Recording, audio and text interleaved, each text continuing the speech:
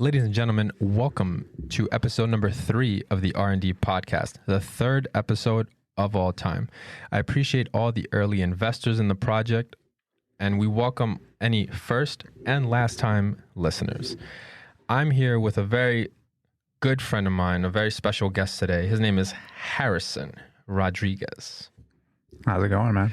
Hey, man, I didn't know how to introduce you because you have so many names. You have Harrison, you got Steven, and then what's the other one, the new one? Peter, right? Yes, Peter. All right, we'll get to that, though. Listen, the main reason why I wanted you to come on is, one of the things that empowered me to really take this leap and start this project was me exploring the benefits and understanding the practices of the Wim Hof method. And you're the person that I really started this journey with. So it just makes sense to have you come on and have us talk a little bit about, how it's impacted us and even how it, the difficulties of even just getting started in the beginning. But before we get into that, I want to tell a quick little story of like the first test of how we got into, or how the first test of all of the practices that go into Wim Hof method. So I'll paint the picture for everybody, right? The date is October 24th, 2020. The morning starts and a group of us decide to go on a hike. And I think the mountain is called Brace Mountain, upstate New York. And for all the listeners that are interested in hiking and nature and any kind of just sightseeing in general, I'm going to attach a link in the description for a nice guide to hiking in Hudson Valley. So it's cool because it gives you a rating of the level of difficulty of the hike or trail, and it also gives you a rating on the scenery. So if for any photographers out there, or even just nature lovers in general, if you're interested in exploring the beauty of New York, you can refer to the link in the description and it can guide you pretty thoroughly. And this will be for any New York listeners and our out-of-state listeners as well. So October 24th, 2020, we do a hike, right? I'm not going to go into the hike, but it's really after the hike that the journey starts. So we go to Brace Mountain, we do our thing, and then afterwards we go to this falls that was nearby. It's called Bish Falls, not Bish Bash, Bash Bish. Think bad bitch, right? So so this is the thing, right? We had it in our minds that, okay, we're going to go into the water, and we don't really know what the setup is. That was the plan. That was the plan. From the beginning. The setup was, okay, we're going to do the hike, and then we're going to go to the waterfall, and then we're going to just go into the water, right?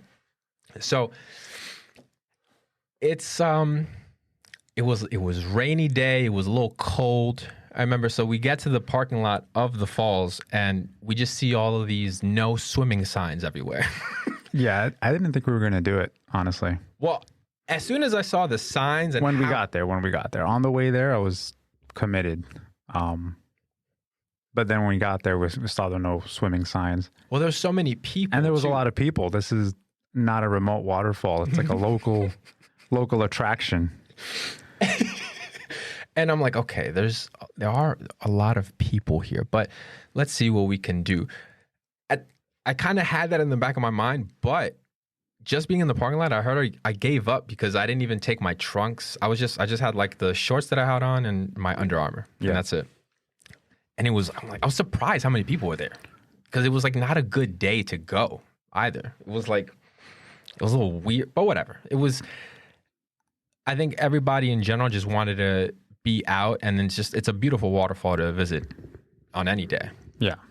No, it's really nice. Yeah. But the parking lot was full. Yeah. So we decided, all right, let's just start making our way down to the falls. So it's not a long time from the parking lot to the actual falls if you take the right way. So what we decided to do was on our way to the waterfall, I don't know, I don't want to blame anybody, but we were following some people, maybe they went the wrong way. And then, so we went a little off route. And but we didn't know. So we're kind of just making our way down this treacherous trail, and there's leaves all over the place, and then fucking Gonzalez falls, and I don't even know. I don't want to say what ended up happening to him with the Right. But that was pretty sketchy. Yeah, it was all sketchy. But apparently we missed the paved staircase that we just, I don't know what we were doing. We just didn't follow directions. We were just all over the place, right? So whatever. Everybody's slipping, falling. It's crazy. So, and then we find out later that, because once we made it through all of that and we saw all of the people there by the falls, we saw this huge sign that says, do not enter, like where we had just come from. And I was like, okay. We just did it. It's fine.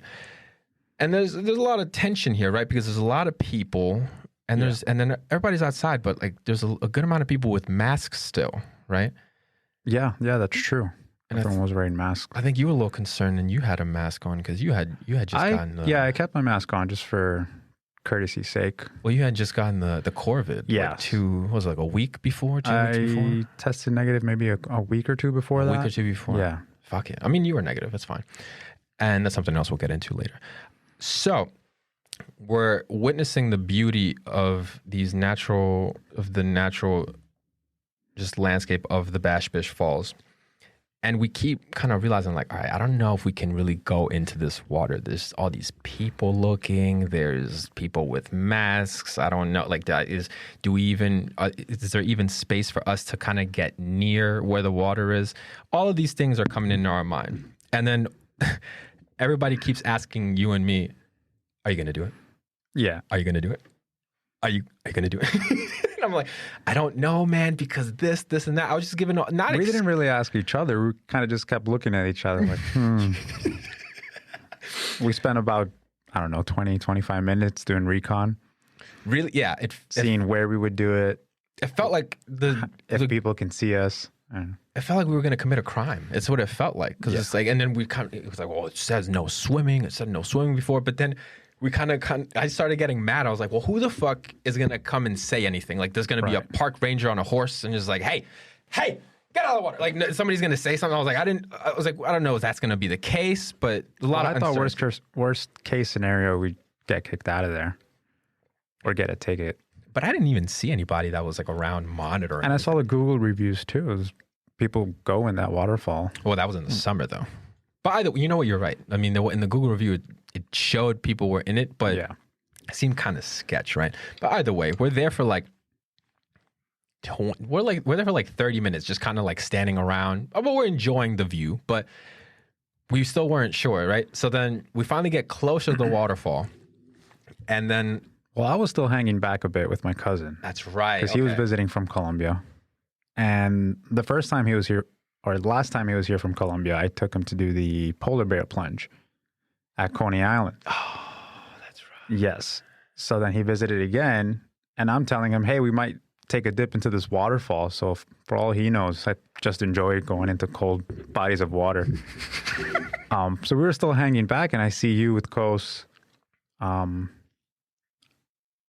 testing the water. I can tell from afar that you were considering going in at that point. I got close, turned back, got close, touched it with your hand, put some on your head to see how it feels. As soon as I felt it, I was like, it feels so good. It's inviting. And then Esteban is Kos's little brother, and he put his hand in, and he just gave me like the, what the fuck, you're going to go in this? And I was like, well, I don't know, because this and that. So then I liked how cold it was. I liked just like the entire vibe of it. But I was still kind of concerned, because I was like, well, I don't know if this is going to cause a ruckus. Like, what if some lady starts screaming, they're in the water? I don't know. I don't know what's going to happen, but I was just kind of unsure. So then Esteban comes up to me and he's like, so you're going to do it? And I'm like, dude, I don't know, bro. There's a lot of people here, bro. Like, I just don't want to. And then he goes to me and he's like, and by the way, he's like... Oh, I forgot about this. He's like 17 at the time. He's 18 now. And he's like, you're going to let the public tell you what you can and can't do? Motherfucker! motherfucker. I did not know that. He like whispers it in my ear, and I'm like, oh no, you motherfucker. So then I start. Okay, I'm like, okay, no, fuck that. And so I'm like, all right, what do I have on? I just have on Under Armour shorts. It's okay, fuck it. I have clothes on me. Do I have clothes on me? I go get my bag. I'm like, yeah, I have clothes here. Fuck it. So now I'm like, I'm pretty much made my decision, but I needed that one kind of like little like push. Well, I saw that moment from a distance. I told my cousin, I'm like, oh God, he's going to go in. I'm going to have to head down there. But I love that as soon as you saw that, you were like, okay, fuck it. When I saw you were going to go in, the decision was made for me. Like my mind decided this is happening and my body was along for the ride. So my shirt is off now and I'm in shorts. So then I'm like, okay, fuck it. I mean, I'm pretty much ready, but I just don't. I needed like that one kind of, like that something to kind of, some kind of sign to kind of tell me, you know what, just fucking do it. And then what happened was a man appears out of nowhere, and he climbs on this rock. And well, the thing is, I didn't even see him, right? So I'm kind of just getting ready, and then I hear like a like, I thought it was like a siren. I thought it was the park ranger on the horse, like fucking blowing a horn saying, get the fuck out of the water. But then I look and it's this man with like this conch, this like huge, It's like a Viking horn, I don't know, a ceremonial horn of some sort. It was some crazy horn, and he fucking blew it right before I was like about to go in I was like, oh, if there was ever a sign, it's that one.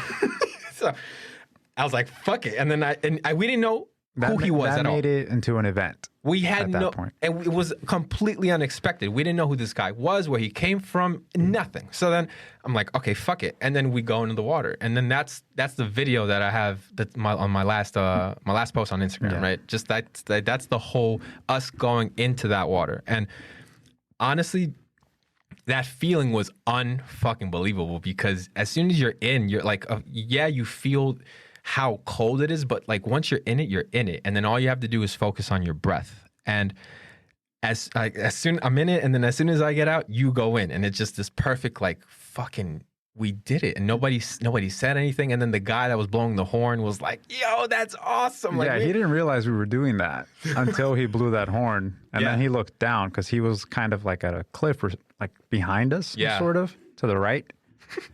I think he blew the horn, and then he realized what we were doing, and he got excited, and he did it again, and it was really cool. It was a cool moment. Like you said, we didn't know this guy; he just came out of nowhere. But at that point in time, we participated in this what became an event. And you can't make it up, man. And it's one of those moments where it's like, wow, it's almost like this was meant to happen. Overall, it was a really special day. Yeah, but that is kind of what put me on the path that we're on now, and even what kind of propelled us to even do the polar plunge and everything like that. And I will say, right, after getting out of the water, my body was like hot, like, because the water was so cold compared to the air. So as soon as you get out, your body's just like, your cardiovascular system just gets that workout, and I feel this heat, and I'm like, oh, I can keep doing this. I just want to keep doing this. This is what I want to do now. Yeah, the water wasn't too cold that day. Yeah. Even like, just like, it was, and even just kind of like walking past the people that just saw us go in, I didn't really want to look at anybody, but I was like, fuck it, we did it. Like, we came here and did what we said we were going to do. And that was the real test to everything that we were doing with Wim Hof method.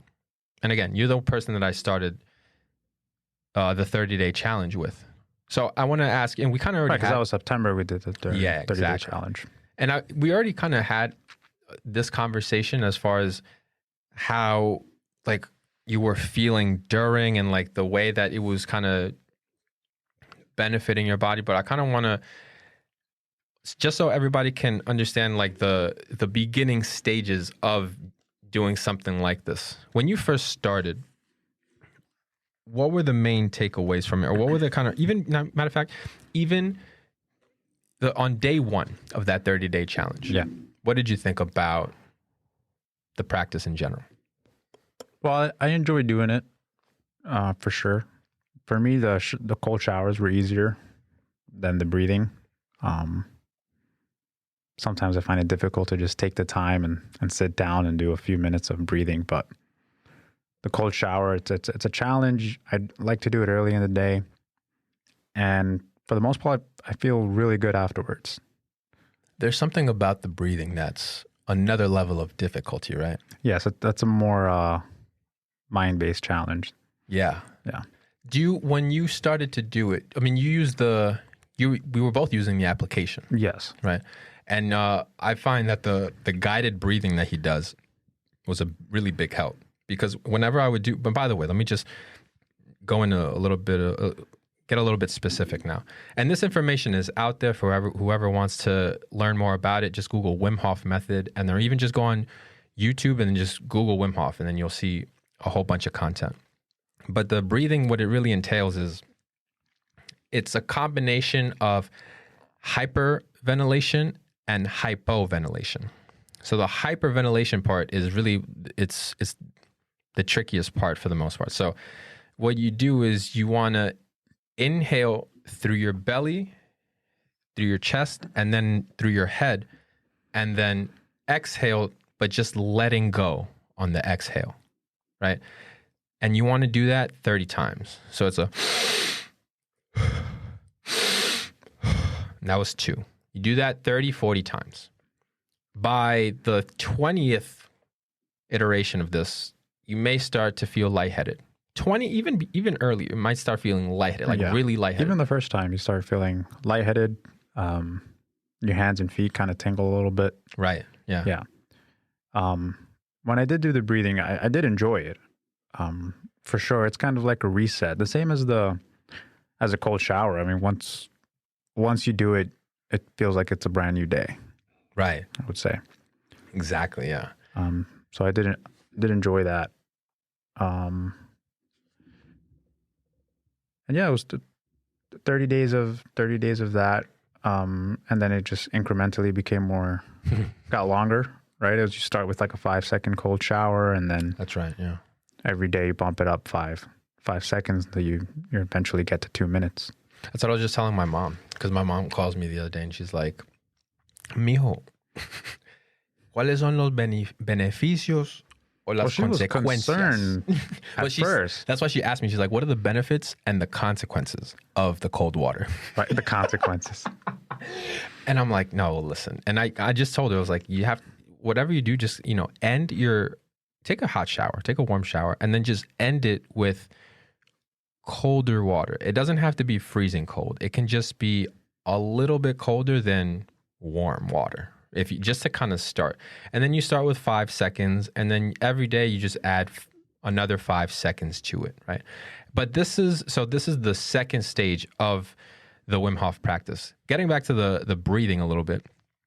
Once you do the hyperventilation, you're going to go into hypoventilation. So once on that 40th breath, you're going to go all the way in and then all the way out,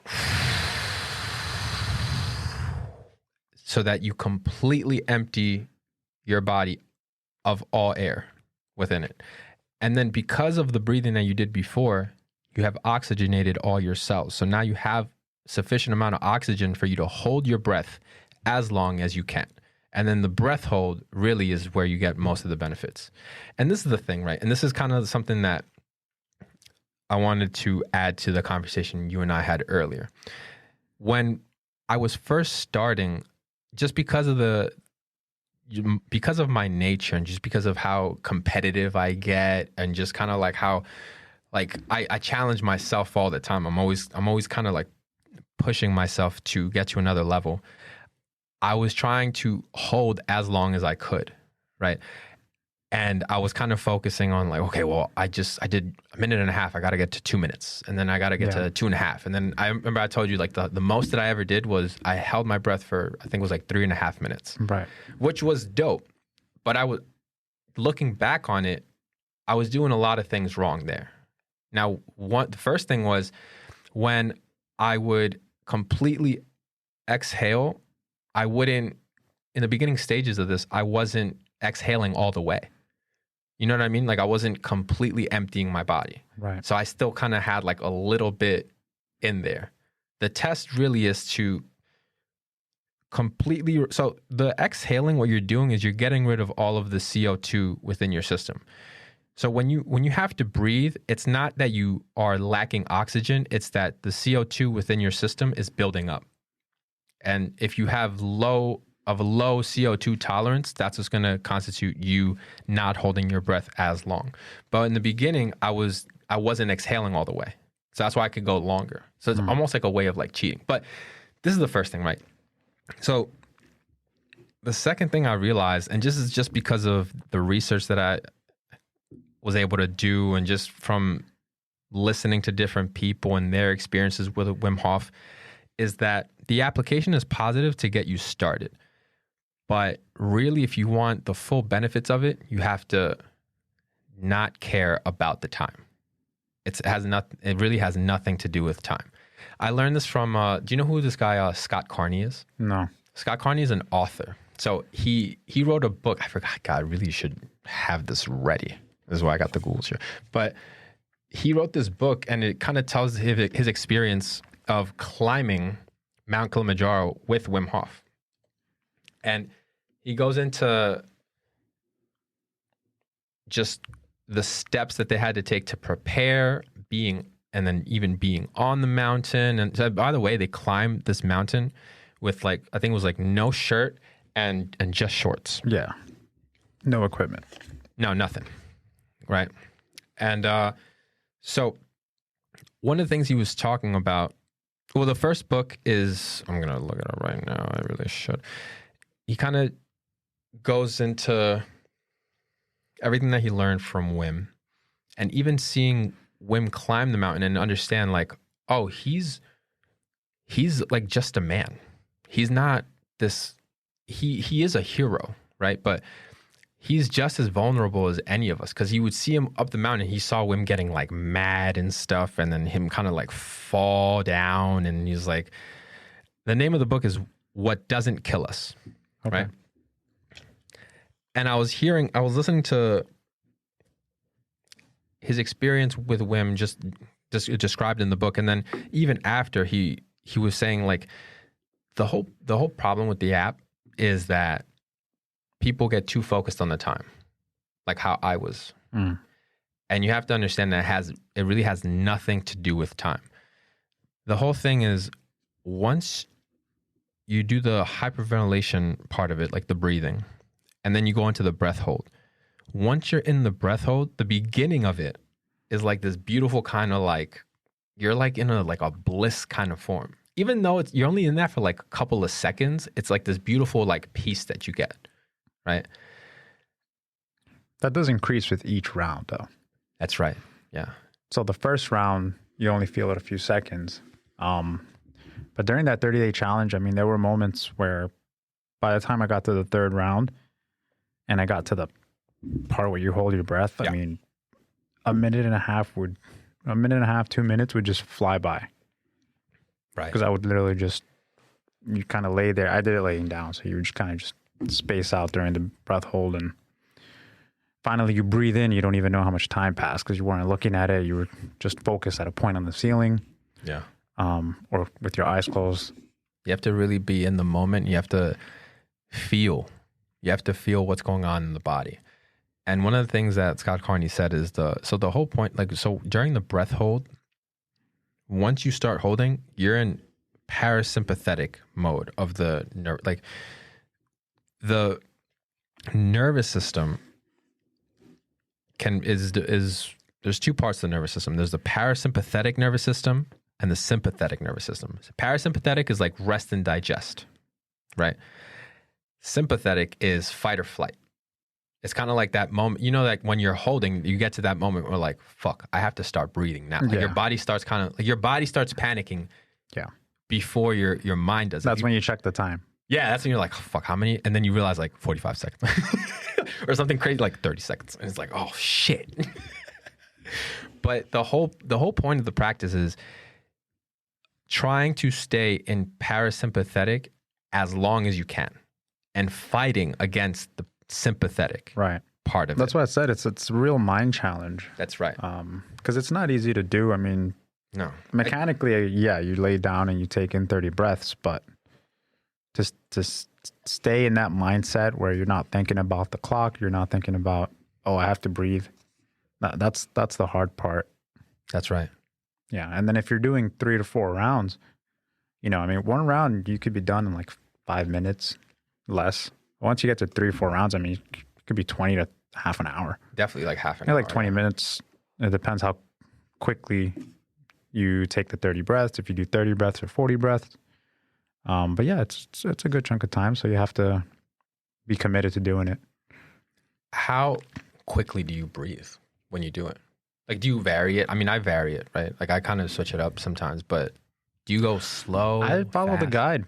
Oh, you just follow the guide? I think he had 2 options. I did the fast. I'm pretty impatient, so just wanted to get it done. Yeah. So I did the fast rate breathing. It wasn't too fast. It was fine. I remember in the beginning, I would like try to breathe more than like the 40. So there was one time where like I messed up and I hit the screen or something, and it just kind of like it started going. So I wasn't in like the breathing portion of the app. I was already in like the breath hold. So I kept breathing. So I did the breathing for like 60 things. it was like 60 breaths that I took. Doubled up. Yeah, and it was interesting because I was really lightheaded, dude. I was like I was like on another level. But it's still good because the whole lightheaded thing, by the way, is that part of your body just not used to the amount of oxygen that it's receiving.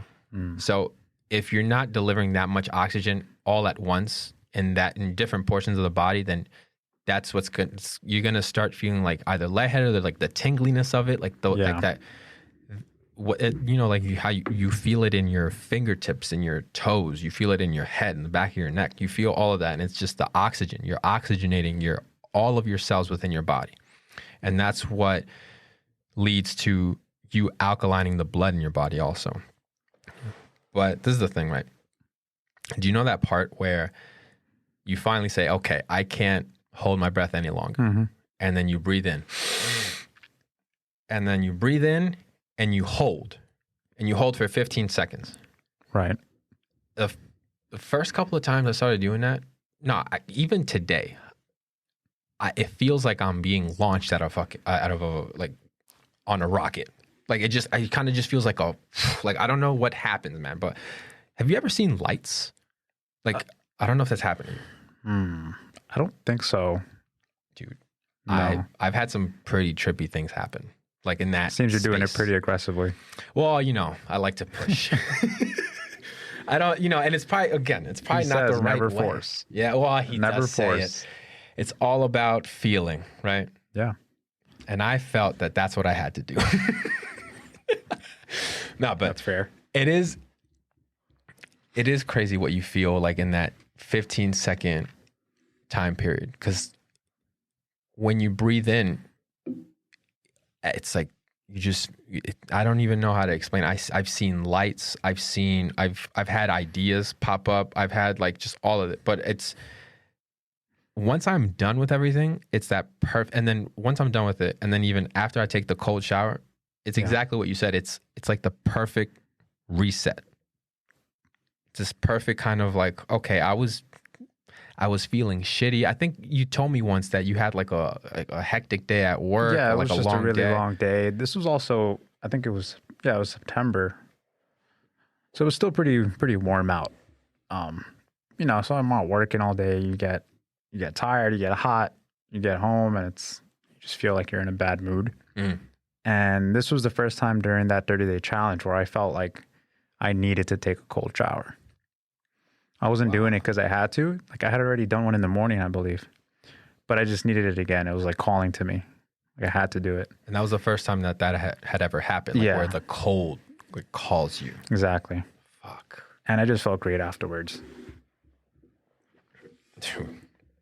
It's something so simple. And I talk about it all the time. And I'm sure it's annoying to people now. But it's just because it's so fucking simple. Like, who doesn't have access to cold water? People talk about the cold showers too. Oh, yeah. That's not just Wim Hof. I mean, 100%. Yeah, you're right. There are plenty of podcasts out there, and many people talk about the benefits of the cold shower, from Wim Hof to there are people who are more into like holistic medicine. They even talk about it as well. It's pretty much common. It's been agreed to at this point that it's beneficial for your body. It's also so accessible, right? Yeah. But people still don't want to do it. My parents look at me like I'm crazy. They think, my dad thinks I'm crazy. You know, my dad, he called me the other day. He's like, are you going to go into the water today? I'm like, no, I have to go to work. Like, he thinks I look for the bodies of water to just walk into. So like, he hasn't done it yet? Nah, bro. My mom is doing it though. She's doing the cold showers? Well, she's doing the breathing and the cold. Wow. I'm proud of her, man. Honestly. Is she doing the breath hold? She's doing the breath hold, yeah. That's kind of scary for her, right? Of course, man, because, you know, the breathing, I think, really is the hardest part. Yeah. And that's why it's not really something that I'm here talking about it on a podcast so that people maybe can get into it. But it's not something that I went out of my way to say, hey, you should do this. Like, you should really, really do this. Because this is something that you have to decide on your own that you want to do. It's not for somebody to just kind of say like, hey, let's do this together. Like, no, you have to make the decision. I'm going to do this, right? And that's why it was special that once we kind of made the decision like, okay, we're going to fucking do this, and that's what we're going to do. And then I think it was you, me, and Coast that decided to embark on that journey. Is it that we're just fucking crazy? Or is it just, you know, I've heard about the program before. So that's why I was open to doing it. I've heard about the benefits. And you just said, fuck it. I said, why not too? You know, it doesn't take up that much time. I realized that when it comes to starting something new, I think 30-day challenges are really positive. To just jump into it. You jump into it and then you can be consistent with whatever you're trying to practice. And it really does help when you do it in a group. Whatever activity it is, whether it's some kind of workout activity or something extreme. Like if you're in a group of people, you have that kind of, you feel that the power of the group. The peer pressure.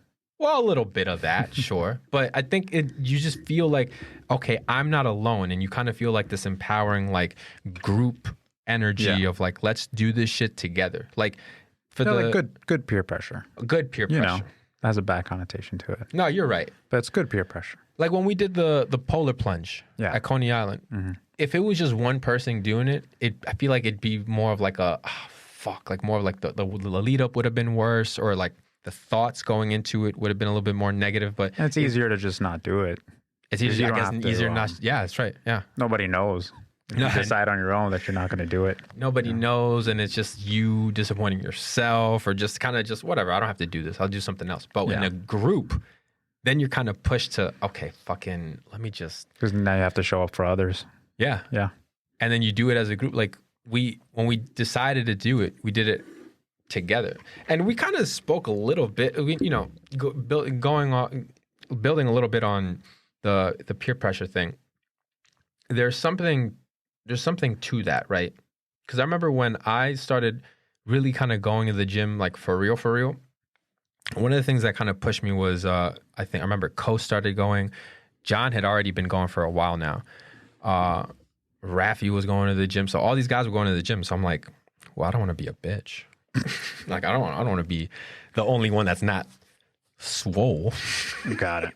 Yeah, John started a while ago. John, yeah, he was like the first one. You know what I mean? And no, Gonzalez, he fell off a little bit. Oh man. But he got back on it. Shout out to him. And it's like something like, it's like, I was like, oh well, the group is doing it. The whole group is doing it. So you know what? Let me just fucking. I don't want to. It really with and maybe it's just with men. Men, it's like most of the time it's like, oh, I don't want to be a pussy. I don't want to be a bitch. I don't want to be like the only one that's like, I don't want to like be the weak link. Right. It's either that or I don't want to be a dick. But that applies to other situations. So,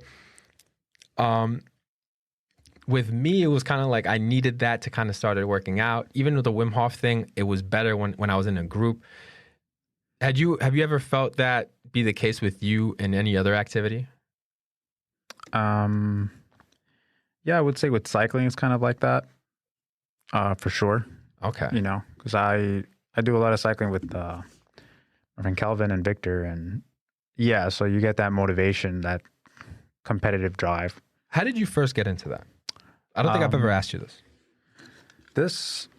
It started a while ago. I mean, it was, I would say, my junior year in college.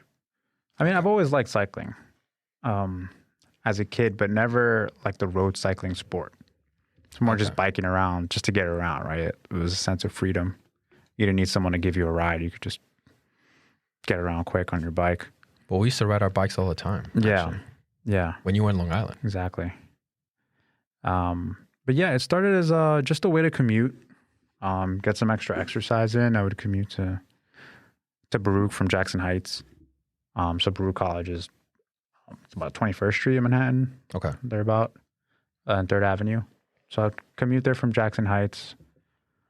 And then I think Kelvin started getting into it as well. I think I invited him to do a century ride. So this is century is when you do 100-mile ride in one day. What? Yeah. So I had already been cycling for some time. I invited him to do it. He picked up a bike, I think from his dad or Craigslist. I don't even remember at this point. But we did that together. That was a good time. I mean, we were out there. I think we started at like 8 in the morning. We didn't get back until like 6 in the afternoon, possibly later. Wow. Yeah. So that was the first big event we did together. Okay.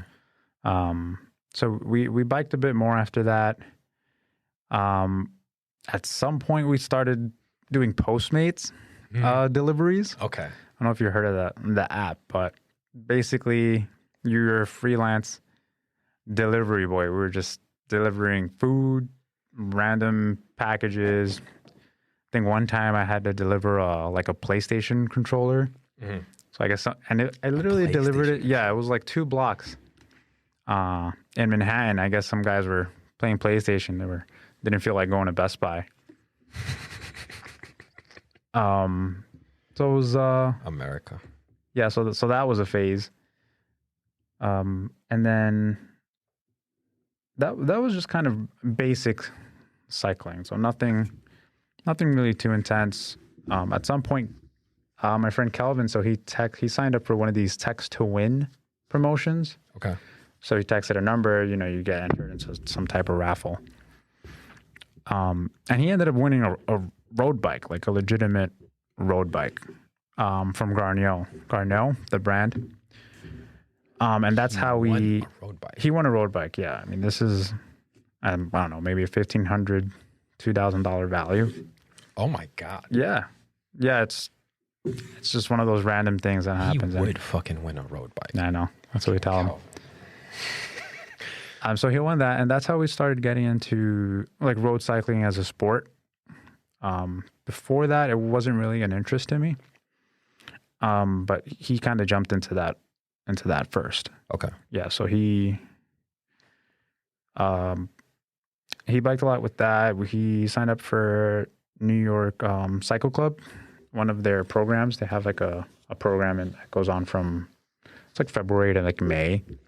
So you bike with them like every weekend. They help you get up to speed, kind of learn the culture around road cycling and how to ride with others safely. Okay. And it just kind of kept growing from there.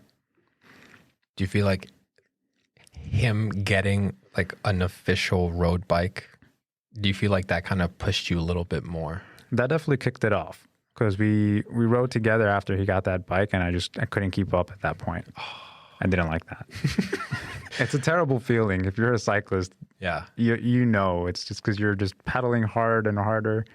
Well, I know you just can't keep up, and it's a terrible feeling. That's when you get that drive to like, oh, I need to get faster. I'm not on the same level as you guys at all, but I remember when we were biking to the first Izu that we went to, the first electric zoo in New York City that we went to. Oh, man. We took our bikes because we thought it'd be a good idea, and it was a horrible mistake. It was a great idea. No, it was a horrible mistake. And then I remember the problem here was I was way behind. You had your own kind of bike already, and you were all the way in front, and you are the type of person that doesn't wait.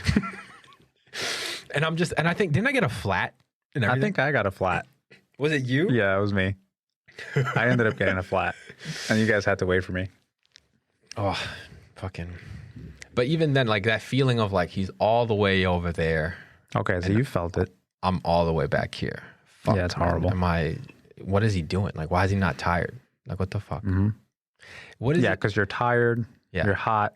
You have all these thoughts running through your head. I don't like it. And that's when I decided, like, I need to step it up. But it all started from that healthy competition, right? Yeah, that exactly. you kind of had with Kelvin. Yeah. There's something to that, right? There's something to kind of like just you having a healthy competition around you, say like to kind of keep you on your toes, right? Sure. Yeah. And just going for more. I mean, if you were always faster than everyone, there'd be no motivation really to get faster. Right. Wow. I guess you could race the clock, but it's more fun with others. You know, I wanted to ask you, there was a time you told me that you get into, when you would bike in the city, you would get into this zone. Mm-hmm. You get into this kind of, this moment where it would just be you on the bike and like everything else would kind of like, I don't even know how to, I remember, I forgot how you described it to me, but it was, you get in this moment where everything would fade away. And then it was just you on the bike. And then every moment, every kind of second that would go by while you're on the bike, you were completely focused, completely in the zone. And it almost felt like you weren't even thinking about anything else, just on what you were doing. Yeah, it's like that a lot with cycling. When I first started, I was just kind of biking around the city. So it's a lot of dodging obstacles. Dodging people, cars, other cyclists, potholes. So you have to stay focused, and you don't think about anything else in that moment. You're just making sure you don't crash. Every time I drive in this city and there's these cyclists in the way, I yell at them, and I fucking Harrison. I say fucking Harrison, and then they're like, what? And they're like, fucking get the fuck out of the road. And I remember you first telling me like no, you said something like, no, you can't let these cars tell you what to do. And it's like, what? Like, or you have to show these cars who like you can't. You gotta hold your ground. Yeah. Well, what? Yeah. I mean, I guess, but you're not in the way, but like a little bit in the way sometimes. Depends on the street. I mean, if there's a bike path, use it. But if there's no bike path, you have the right to be on the road. That's very true. So I pull over a bit as much as I can, but you can't pull over too much because then a car will try to go around you, even if it's like a tight space. So it's kind of safer to just actually take up maybe the whole lane. This way they have to go into the next lane. Gotcha. Instead of both of you trying to squeeze in one lane, because it's dangerous for you as a cyclist. Now, you're going at a really fast speed most of the time, right? Yeah. So now we do, especially when we ride in Jersey, we cruise at about maybe like 20 miles an hour, sometimes a little more. Depends on the road. And in those moments, yeah, you got to stay focused. You got to look ahead and you got to look at the road, make sure you're not about to hit anything. I'm really fascinated by, because we were talking about this a little bit the last episode, where these artists and these athletes, they go into this mode where there's no thoughts, and it's almost like something is kind of sending, whether it's whatever you want to call it, like whether it's energy, whether it's inspiration, it's kind of like downloading into their brain. We didn't put a name to it, but I think the easiest way to refer it is the zone. Mm-hmm. And I am fascinated by how you can get in that zone with different practices, whether you're in a recording booth, whether you're on the soccer field, whether you're on a bike. Like, what's the best way you can describe that feeling? And like, what cycling, what cycling brings to you, like how it brings that out of you? It's tough to describe. It's tough for sure. Right. Yeah. I mean, the first thing you notice is you're not really thinking about anything else, just on what you're doing at that moment. But there are times when it's very easy to kind of just have your head in the clouds. Mm-hmm. That's when it gets dangerous. When you're cycling. When I first started, it was like that. Kelvin had to. There were times because we ride in a line, so I'd be in front, then he'd be riding right behind me, kind of to get the aerodynamic benefits. Okay. And I was still learning at that time, and I was in the front. We were going pretty fast at that point. And I guess I must have been in the zone. My head was in the clouds. I wasn't looking ahead. I was just pedaling, and he was behind me, but I guess he knew that I was a bit inexperienced with that type of cycling. And so he kind of looked ahead, and he's like, "Hey, you're about to hit a pothole." I was maybe, I don't know, 10 seconds away from hitting like a huge pothole on the road. And then luckily he was a bit more experienced, paying attention, noticed it. Wow. So yeah, I mean, I was definitely in the zone then, and that's when I realized be in the zone, but with your eyes ahead. Right. But it feels great. I mean, we go on long rides, and the day flies by.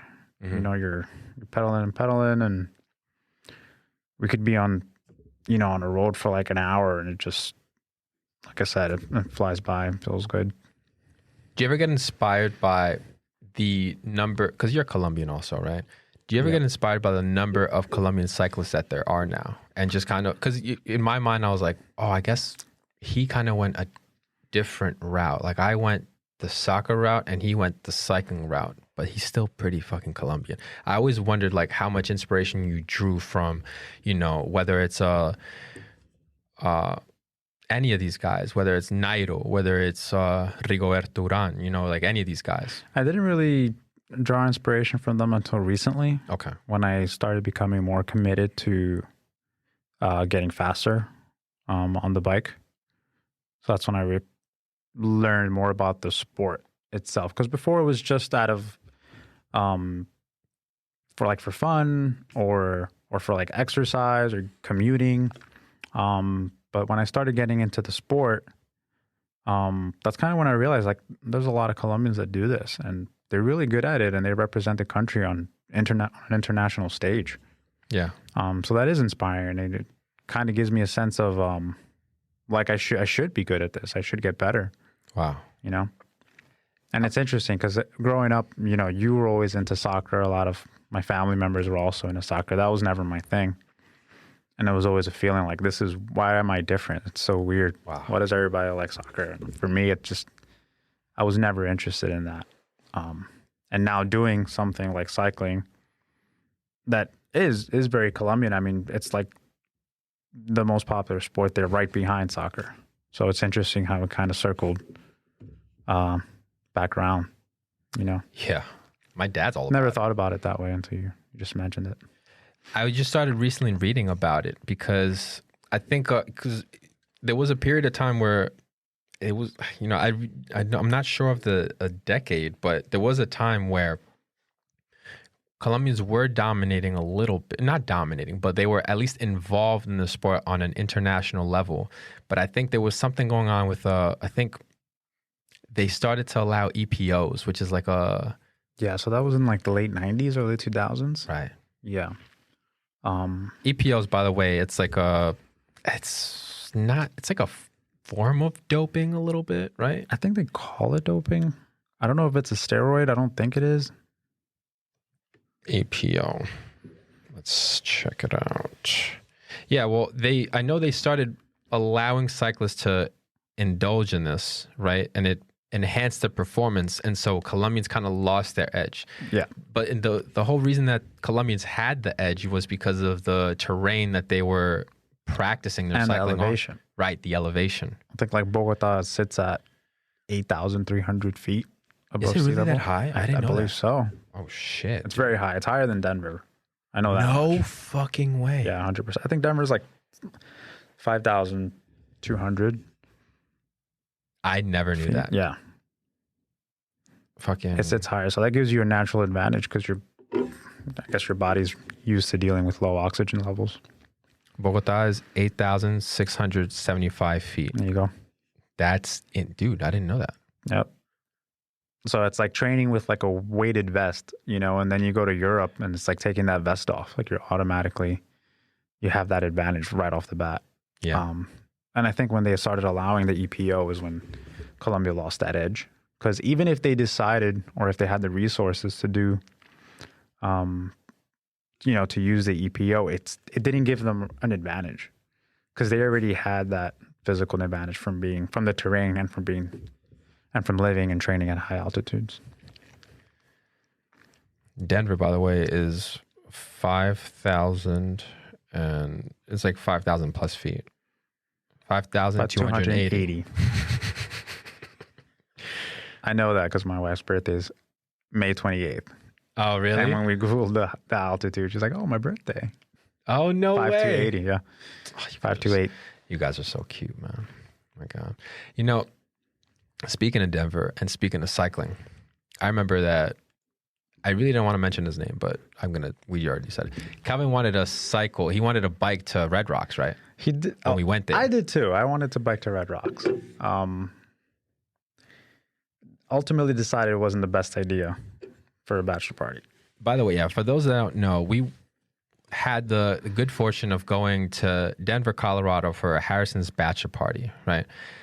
And it was unbelievable experience, and we got to get to know the city of Denver, and even some of that was your first time, right? That was my first time, yeah, for sure. And I remember, yeah, the whole talk was like, yeah, we're gonna bike to Red Rocks. And for those that don't know, Red Rocks Amphitheater is, to me, the best music venue in the world. And you can look it up. It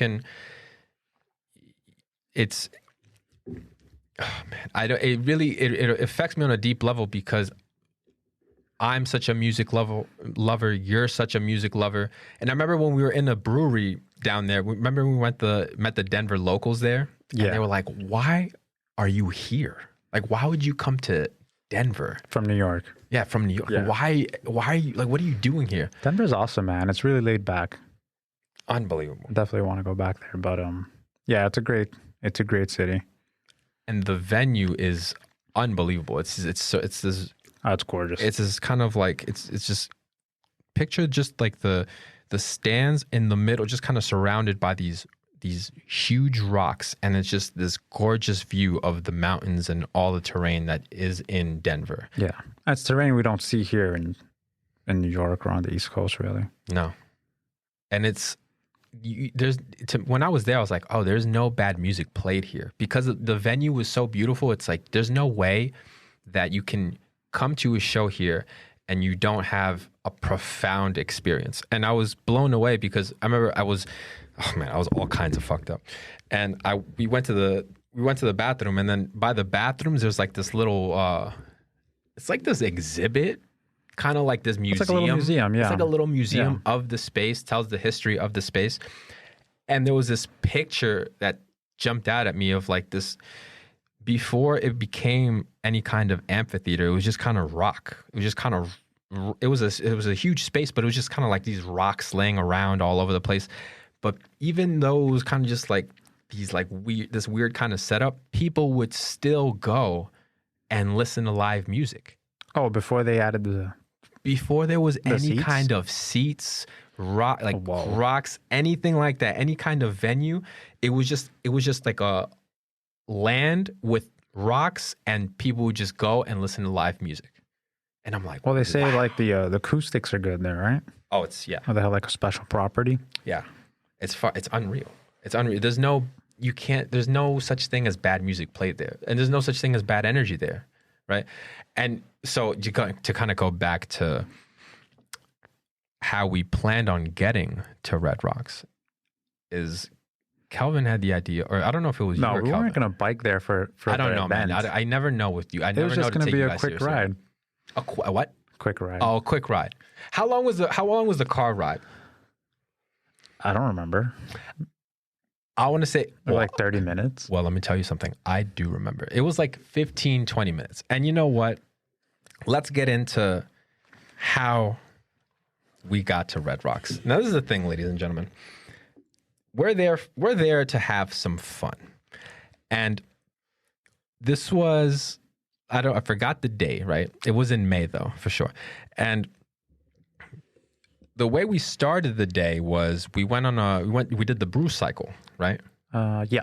So we went on this kind of like this it's like this bike thing where you can kind of, it's not a bike thing though, right? It's like this kind of like this, it's like a little bar on wheels. A bar on wheels. Human powered bar on wheels. And then you can play music and, well, they said you can't drink on it, right? Because they're like, it's not Vegas. You can't drink in the street. But you can have like your drinks with you and you can play music like in the street. Yeah. Right?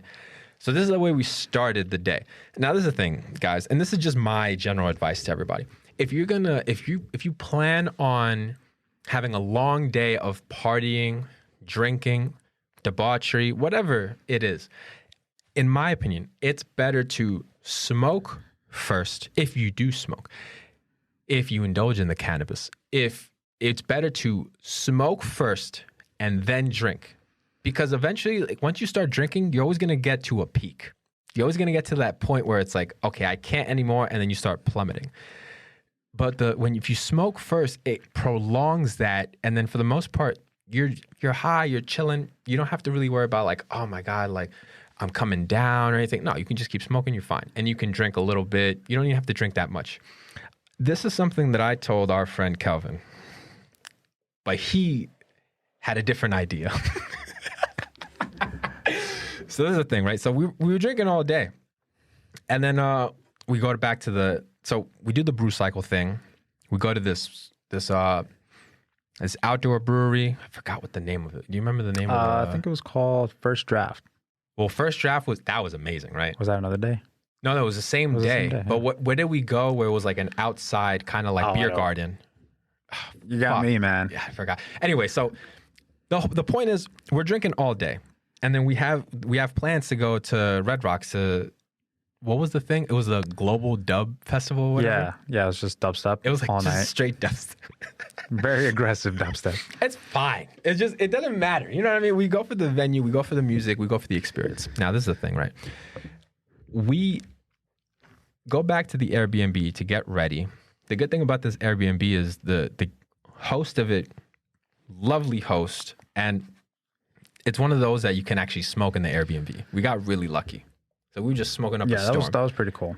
It was smoking. I think you woke up and you had a the host blunt was great. in your hand. I mean, he basically catered to those types of guests. Yeah, is that still available, by the way? He took it down, right? Probably. That's unfortunate, man. So this thing, I haven't even looked into traveling recently, so I wouldn't know. So this is the thing. We go back to the Airbnb, and our friend, it's kind of fucked up we said a name, but our friend, he keeps, he's okay. He's hanging in there, but he was hitting, you could kind of tell like his stamina was running a little low. He was having a little bit of a hard time. So he called his fiance at the time, right? They're married now, but yes. Yeah, but no, so he called his fiance and his now wife, and because he said he wasn't going to make it through Red Rocks. He's like, I'm not going to make it. Yeah. And she was like, I think she said something to the effect of, listen, you have to get your shit together and you have to fucking go. Like, you have to do this for Harry. Everything, that whole trip was for you. This is for Harry, right? And that was, I think, one of the things that really made the trip work on a lot of different levels. But whatever, he gets off the phone with his fiance, and then I think shortly after he starts vomiting, and that's okay because a puke and rally. It's fine. This is in the Airbnb. This is in the Airbnb. Yeah. This is before we even get to Red Rocks, and so he's gonna hate us after this. That's okay. And so we're pre-gaming. We're we got the playlist going. We're a little loopy. We're having fun. We're excited. So whatever. We order the Uber. Uber picks us up. We're in the car. And this is where it gets a little tricky, ladies and gentlemen. So we're in the car. You're in the front. It's me. It's our friend. We already said it's our friend, and then it's John at the other side. Oh, so, John. So Kevin is in the middle, right? And I'm on the other side. So we're on our way up. We're maybe Who decided to put him in the middle? I don't know how that worked out, bro. We weren't in the best state, to be honest. I think it just kind of worked out that way. Maybe to keep him up, maybe to keep him upright, maybe keep him stable. But he just kind of ended up in the middle. So we're on our way up. And we're like 5-10 minutes in. And by the way, the driver, he's really cool. He's like a guy our age. He's like, oh, you guys never been to Red Rock? It's fucking amazing, dude. I go to shows there all the time. He's about it. He's really cool. Yeah, he was a young guy. Yeah.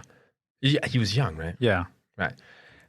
And so at one point, it seems like it seems like something was happening in the car. Something was going on with our friend. So I don't know what he kind of seemed to like. He was kind of moving around a little bit. Kind of started to grab his face a little bit, and then so really I to this day I maintain this is all John's fault. And I'll explain why. Kevin starts kind of like moving around and stuff. Yeah. And then John's like, yo, are you good? Yo, are you good? Dude. And he's like, yo, I think we're gonna have to pull over, man.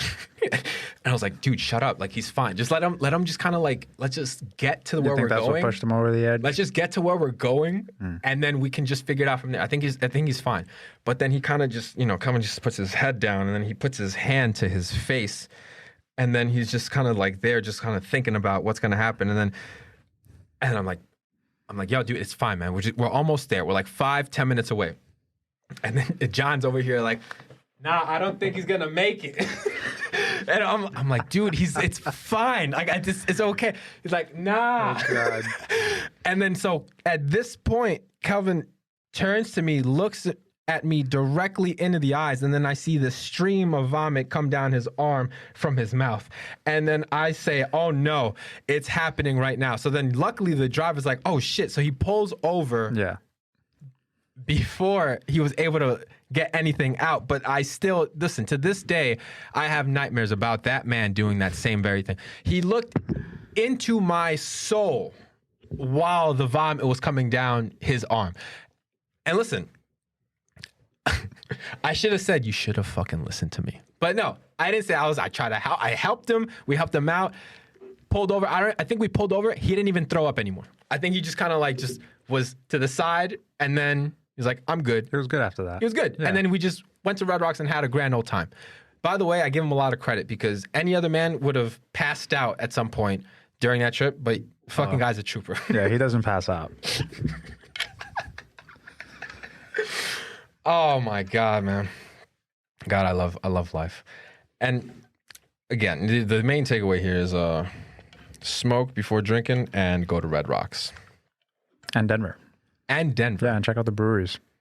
A lot of great ones over there. And obviously, the legal marijuana. Am I right?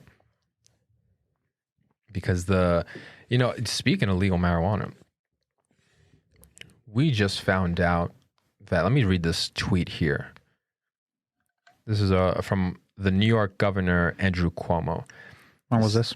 This was on, I should look up the date. This was like last week, maybe even 2 weeks ago. He said, we will legalize adult use recreational cannabis, joining 15 states that have already done so.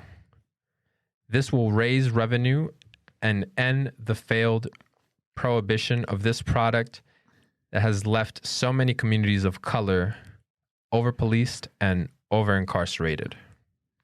100%. Is there a timeline for that? No, he's probably going to roll it out in like the next year or so. Now, this is the thing, right? Legal weed in New York, it's a positive. Overall, it is a positive, I will say. And it's been a long time coming. And I think most people would say, well, why did it take so long, right? Like, why is it just now that it's becoming legal? And that is a fair question. Now, maybe that's not the question, right? Maybe it's just a matter of, okay, well, let's just accept that this is going to be the case from now on. and we're just going to have legal weed and we're just going to smoke all over New York City, and it's fine. And that's lovely, right? But I mean, it is interesting that they do it now, right? Like, it is interesting that he decides now to just, okay, that we're going to do this at this stage. Like, it kind of makes me wonder, like, is this because so much money has been lost in the economy in New York, specifically because of the shutdowns, that they decide that this is the best way to bring back some revenue? Like, part of me, like, I don't want to be completely ungrateful either, right? Sure. And I mean, it could be a combination of that and just the fact that there's been a lot of pressure to do that, with so many other states doing it and executing it, and it being successful. Well, listen, man, I will say, right, and I've been saying this for a little bit. Like, the only reason it hasn't become legal in New York, well, there's a couple of reasons. First of all, like, the alcohol lobby in New York has a lot of power. So because they have so much power, they pay politicians, they lobby politicians to keep weed illegal, sure, for the most part, right?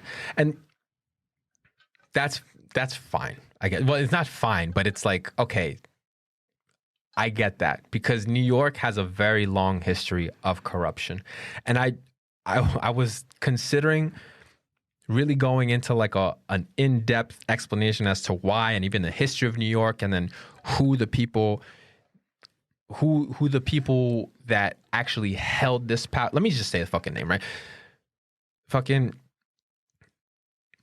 for decades, one person ran New York City. Single-handedly, one person, never elected to office, ran New York. No, I said New York City, but no, it's wrong. New York State, right? What was that? Robert Moses, right? And I'm not, listen, there's plenty of sources. For anybody that's interested in this topic, you can read The Power Broker by Robert Caro. You can listen to a podcast on I think it's like the Bowery Boys podcast about Robert Moses, and it goes fully in depth. But the fact of the matter is, New York has always had a history of corruption. So I don't really believe kind of anything being done for the right reasons. Like, so this tweet, I read the tweet, and the whole premise of it is like, oh, we're going to do this now to raise revenue because this has left, quote, this has left so many communities of color over-policed and over-incarcerated. Sure. So then they're trying to make us kind of think that's the reason. That's the reason. Really, it's not. It's not. Yeah. It's because everybody's fucking broke in New York. And this brings me to the second reason, right? The second reason is weed hasn't become legal in New York because the right people haven't gotten paid yet. In New York, everybody has to get paid first, and then it'll fucking become legal. Things only become legal in this country when it suits the people who are making the laws. And that's really just the way it is. And I don't really mean to go down this rabbit hole, but if we're talking about legal weed, let's talk about it considering all the factors at play. And it's just interesting, right? Because I got in a little bit of trouble in New York for having some weed on me. Not even weed, just like the edibles, right? And it's so interesting because we were just in Denver, maybe like 2 weeks prior to that, where we're smoking up a storm, laughing, just kind of just purchasing it legally on the street, whatever, right? Yeah, it was super easy. Super easy, and it's just common. I remember we met somebody out there, and it's like, dude, honestly, ever since it became legal out here, I spend so much. I spend way like fewer. Like I'm not spending as much money. Spending less money. Got it. On weed. Okay. And I'm like, why? And it's like, because all I do is get pre-rolls, and the pre-rolls are like, they would tell me that they sell pre-rolls for like 3 for $20 out there, 3 for $30 or some shit like that. And that way you don't have to always buy like in bulk out here, and you're assured of the quality out there because of the amount of traceability that goes into all of that product, right? And it's like, wow. And then we take a flight from Denver back to New York, and then I get in trouble in New York. It's like, that's so crazy, right? Like something that's legal in one state is illegal here. Why? Yeah. Why? It's listen. It's messed up, man. It should be allowed 100%. Listen, we all know what it is. And By the way, did you ever try the pizza pusher? No. You never tried did that. Dude, I don't even know how that guy has gotten away with so much, man. I mean, it just by the way, his product is top How does of he the promote line. it? I think it's like Instagram and like Twitter and stuff. I think it's just, or even just people. Dude, how does he promote?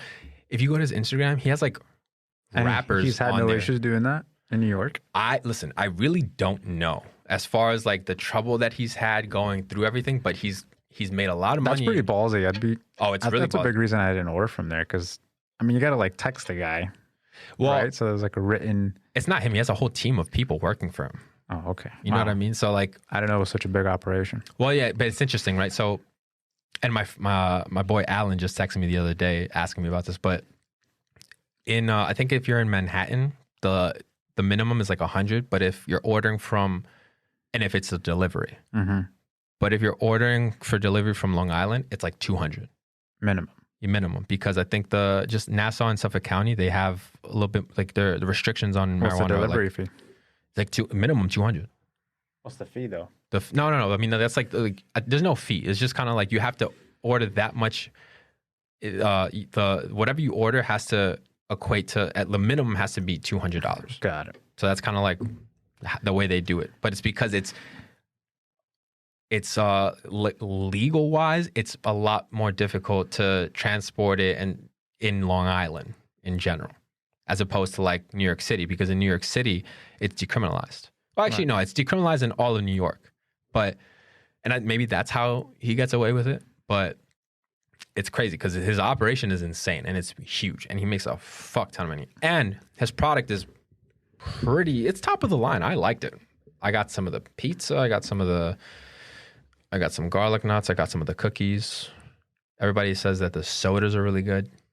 And everything has THC. Everything is spiked, yeah. Wow.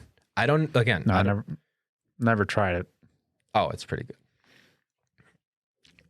It's pretty good. But I don't, and how he's been able to do it, you'd have to ask him. Maybe one day I'll ask him on this podcast. How do you hit him up? Through text?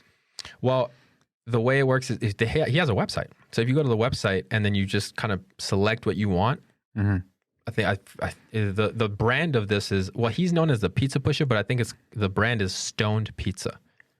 So if you go on his Instagram, if you go to Pizza Pusher NYC. Oh, that's him. That's like it shows like a bunch of like, it's like a lot of people, like known people with like the Stone Pizza box. So like if you want to order, you go to the website, you place your order, but the way you pay is like cash. Cash only. Like Cash App, Venmo, so it's like cash only. So you can't take any kind of card or anything, obviously, because it's not illegal. Like technically it's like not all the way legal, but it's not illegal, right? Oh, it's such a gray area. It's tricky.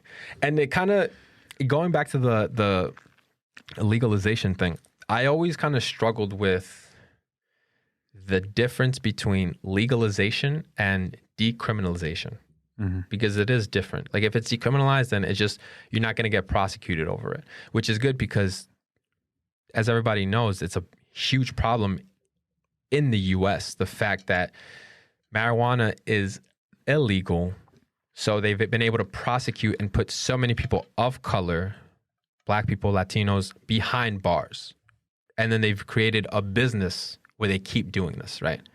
If it was decriminalized, nobody goes to jail, right? But if once it becomes legal, then it becomes marketed. Like that's when you're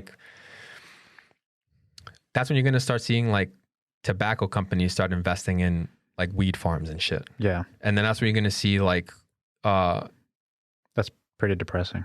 Yeah, I mean, how about this? How about when you see commercials of like, you just cut like weed commercials on like, the TV? I'd rather see like mom and pop operations, you know? Yeah, well, I mean, it's going to happen. I mean, it happened with alcohol, right? Like it has, and maybe you can speak on this more than I can. Like where you have these huge kind of like these corporations of like beer manufacturers, they buy up all these little fucking guys. Yeah.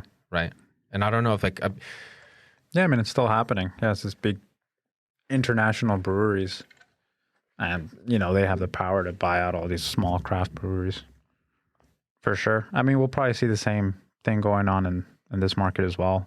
That's right. You know, it'll be a lot of mom and pop, but once it's nationally legal, yeah, you know, eventually it'll be a handful of large companies dominating the market. It seems like it always goes that way. That's right. And that was one of the things that I was like, okay, well, maybe we should just decriminalize it and not legalize it, because when it becomes legal, then it's too much, and it all becomes about money, right? It all becomes about this and that, and just like these huge companies getting involved and sticking their fucking grubby hands and you know what I mean? Like it becomes all about profit and about quality. But sure, the quality part of it is what brings me back on the legalization part of it, because if it's only decriminalized, then you can't control the quality of the product, right? Because it's decriminalized, but it's not legal, so you can't really sell it openly at a store, and there's no traceability to the product. But if it's legal, then you can. So like when we were in Denver, like, do you remember like the barcodes on like the back of all this product? Like if you go, like if you say you buy edibles, right? If you buy edibles and you look at the back of the packaging, there's always like this barcode. If you scan the barcode, it will tell you exactly where it was made, when it was made, who prepared it. Kind of like what I was telling you about, like the aerospace thing, because like I'm in the aerospace industry. So it's like a paper trail of the product, where it was produced, all of that, like what goes into it, what kind of strain it is, everything, and that's what you ensure with it becoming legal. But I mean, definitely as a consumer, that's ideal. That's right. Yeah, you know, because you want to be able to buy it comfortably. That is ideal. Yeah. You want to be sure that what you're buying is grade A. I mean, in New York, at the very least, not going to kill you. Exactly, yeah. We don't really know what we're buying in New York for the most part. And most of the stuff in New York comes from Cali, which is going to be top of the line quality, but you still don't know where it's coming from. Like, what if it could be that what you're buying is coming from a dispensary, or is coming from somebody that treats the product seriously. But if you're buying it and like the harvest that your bud came from maybe came from like a cartel harvest, they don't give a fuck about the product. They're trying to make money. But do they know it in California too? I hear there's a lot of that going on. In California, the cartel, son, do you know how much, bro? Well, in general, right? It's like you still might not know what kind of No, you don't. No, farm it comes from. Already, California produces like 80% of the marijuana that's distributed in the U.S. It may even be, I don't want to say global, because that might be wrong, but I think in the U.S. at least 80% comes from California, right? Now, even though it's legal in California, cartel operations in California are pretty big and robust. So what the problem is, because they only care about the product and the profit, they don't pay attention to the details of how can we improve what we're selling. They'd rather just spray the shit with insecticides, pesticides and all that shit, and then just fuck it. And then that's what you're smoking. So in New York, you really don't know what you're smoking. Sure.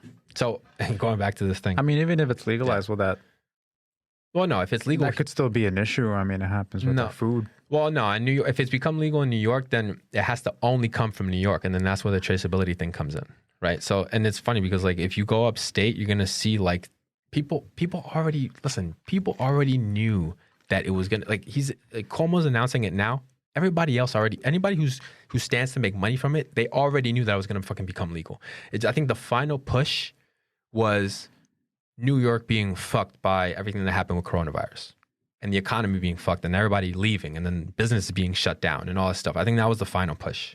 I see. So it'd be a way to get people back into New York. Yeah. Wow. Yeah. I mean, that's where think about it. Anywhere you legalize weed, the money that you stand to make from that business alone is, it's insane. It's insane. But yeah. That is crazy. And who would be making that money? I mean, whoever, something I just, who's I just read something positive about that actually. I think Jay-Z's, he just announced it the other day. I think he's developing something where, there's an article on Wall Street Journal It says, Jay-Z joins push to boost minority-owned cannabis businesses. Rapper creates $10 million fund for startups, saying people of color have missed out on marijuana boom. I think,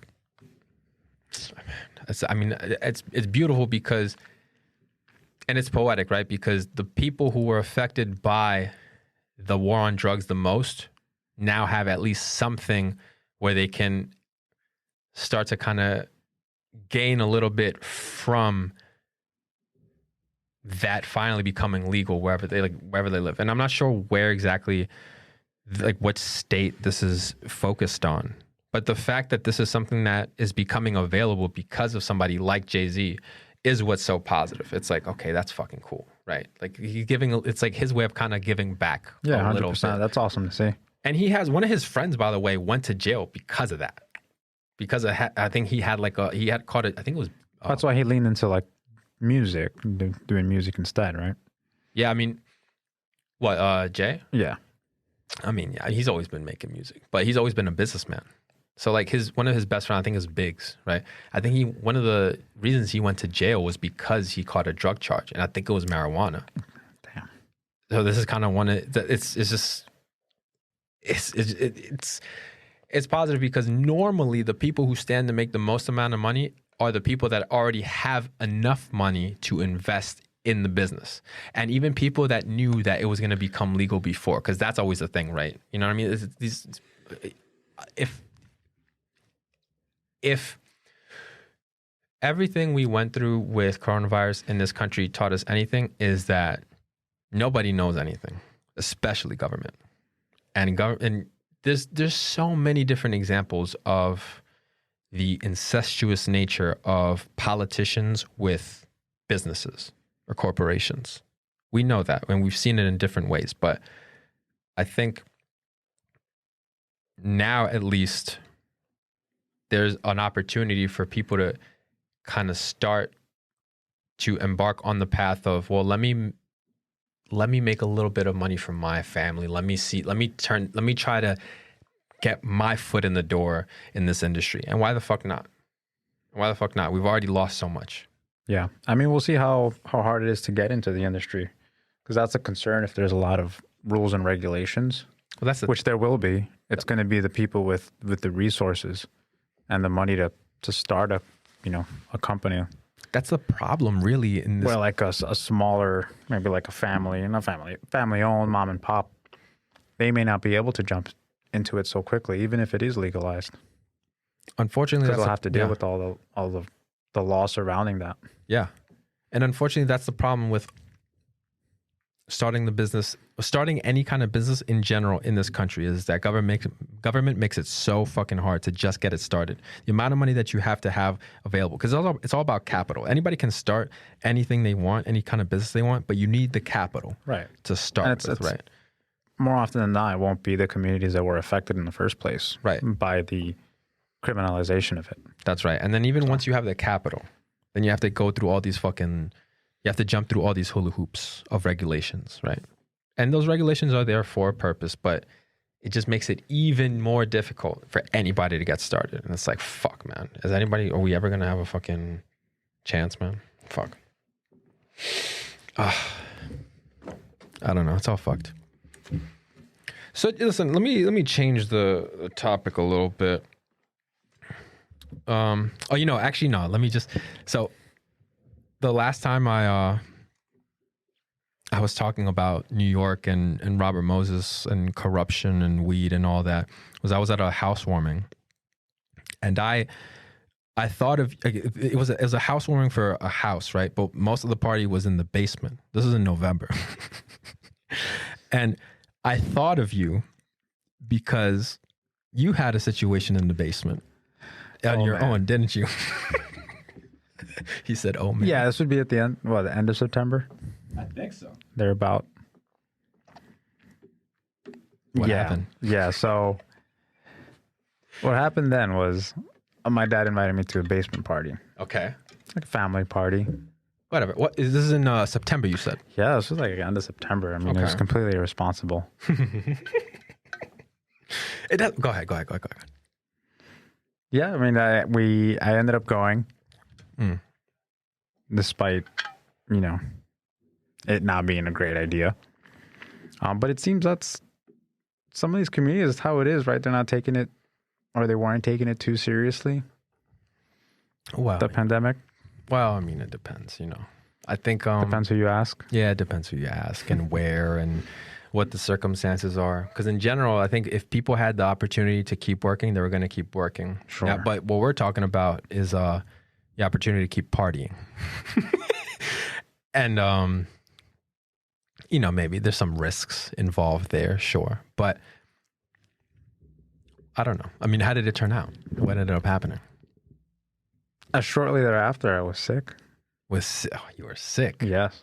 I was feeling under the weather. But you were feeling a little bit under the weather, yeah. Right? You had caught the Corvid. Correct. Oh my.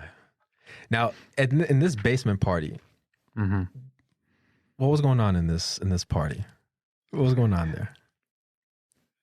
Drinking. Yeah. There was a live performance. Someone was actually singing at this party. In the basement. Yeah, in the basement. No windows. Wait, all right. So did everybody get sick? I don't know. I don't think so. My dad and my sister had already been sick. Back in maybe like March, April, like right at the beginning. Okay. Wait, but how did they were just like in general, they just felt like a little. Yeah, so they didn't get tested, but yeah, they got sick, and then I think later on, around like September, October, they got tested, and it came back that they had the antibodies. Okay. Yeah, but they didn't even. I guess like they weren't.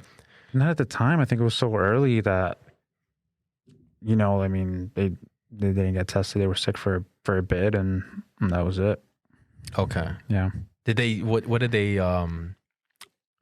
Did they take any medicine for when they were feeling a little bit sick or anything? It's the classic Colombian advice: just have some agua panela and with some limon. Drink it hot, and you'll be fine. And they were fine, right? They didn't have any kind of like severe symptoms or anything like that. No, they were good. Thankfully. So you're telling me that the cure for coronavirus is agua panela con limon. That's the secret. Wow. You know, once see, this is why you can't trust government. Like, why isn't that on the CDC website? Agua panela, right? Don't know. It's just these questions, guys. I don't know. It's unfortunate, man. That's crazy. But I thought of that, and then I was in this basement in November, and I was like, yeah, I probably shouldn't be here. But I was trying to get it. I was actively looking. You're still trying to get it. I'm still trying to get. Well, this is the thing, right now. Like, just during the holidays, I was in contact with some people that were feeling a little bit under the weather, and eventually they ended up getting it. But it's fine. It didn't really affect me. I actually haven't showed any symptoms. And, you know, to bring it back to the beginning, is like I attribute this a lot to Wim Hof method, you know, like really kind of exercising my lungs and just increasing lung capacity, and even just in addition to that, just staying fit in general, like doing yoga, taking vitamins. You know, I'm not a doctor. Let me just say that now. But like, I understand that if you have vitamins A, C, D, and like zinc in your system, then for the most part, these vitamins help strengthen your immune system. Yeah, I think I've been doing like C, D, and zinc. Yeah. I don't know about A. I haven't taken vitamin A. Okay. Oh, I probably fucked it up. C, D, and zinc. Yeah. My bad. But, you know. Definitely vitamin D. I think they just put that on I think CDC just announced that recently, no? I mean, you know, it's been all over the place, the vitamin D thing, right? Yeah. But can I say something, by the way? Sure. Do you know how PCR tests work? No. This is what you took, right? When you is were that what it's called? like the main test, not the antibody test, like the other one, like the main test With the Q-tip in the nose? Yeah, like the one that kind of determines whether you're positive or negative. Now, how do they work? Well, let me ask you this before, right? When you took those tests, did you just get a positive result, or like how did it work for you? It was pretty quick. Okay, positive result. Yeah, but then the first time, it took like maybe an hour or two. But you said didn't you say it took you a while to like get a negative result or something like that? Yeah, I was home for like 20 days. Wow. Yeah, that long. Okay. Yeah, well, it was a while. So this is the thing. It's a little, by the way, this information is out there. So if anybody kind of wants to fact check me or read a little bit more on this, just Google PCR test. So the way that this test actually works is, what it does is it tries to detect whether there's virus within your system, right? So PCR, it stands for polymerase chain reaction, right? So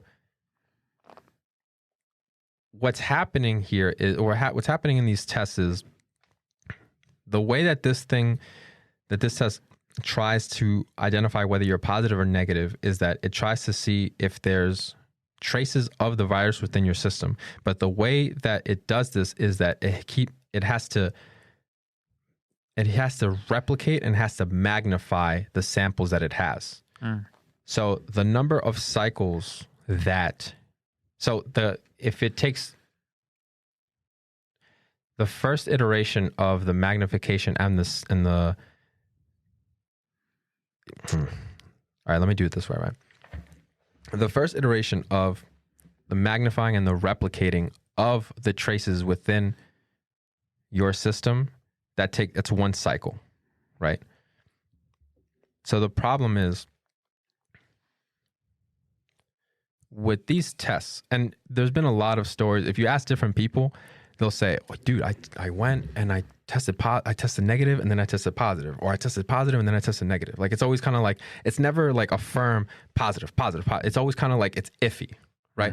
Or in your case, you'll test positive, but it'll take a while for it to test negative. Sure. Well, the second to last test I got actually came back positive right away. And they sent me a follow-up message saying that it was negative. Yeah. There's a lot of that going on. Yeah. I didn't realize that. So this is what's happening, right? So each time it magnifies and replicates a sample that it has, because these samples are so small, that's one cycle, right? So if it doesn't take that many cycles to find the virus, then you're pretty sick. So I would say, like, if it takes anywhere from 25 to 30 cycles, you're pretty sick. Like, you're really sick and you're really infectious, because it didn't take that much replicating to find traces of the virus, right?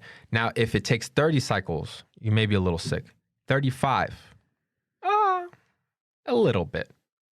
40, indeterminate.